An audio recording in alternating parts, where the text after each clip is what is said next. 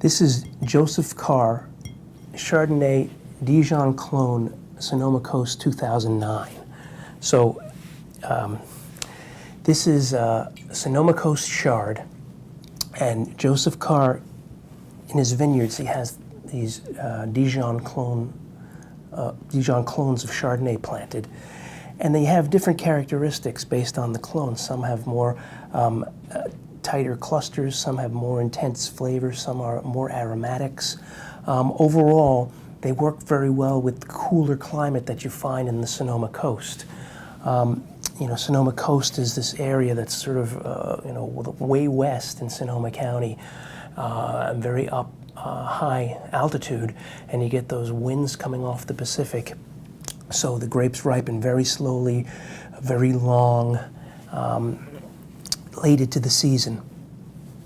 So these clones work beautifully in those vineyards. He takes these grapes, full ripeness, and he barrel ferments them 100% in French oak barrels. So, so what that does, of course, it brings all that richness and complexity from the barrels.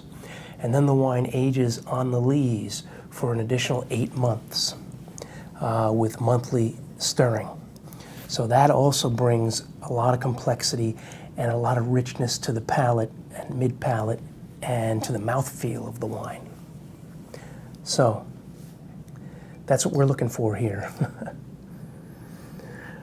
And on the nose, we get a lot of butterscotch. Wow. Butterscotch and pears and pineapple, tropical fruit. Really lively. Let's taste.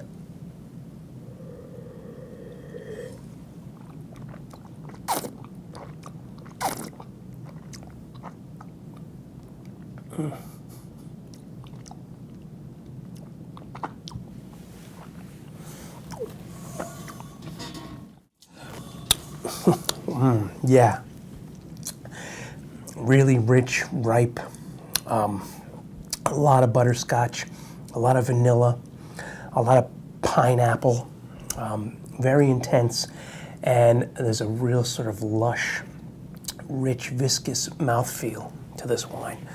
That's what that Sur-Lie aging can bring. Very intense, and the flavors are full and lingering, getting a lot of nice sort of that vanilla, butterscotch, and a spice thing going on the finish. How do you match these wines up is always the question. Sometimes it just doesn't matter. Sometimes the wine's so good, you just drink it and enjoy it. This might be one of those times. Enjoy.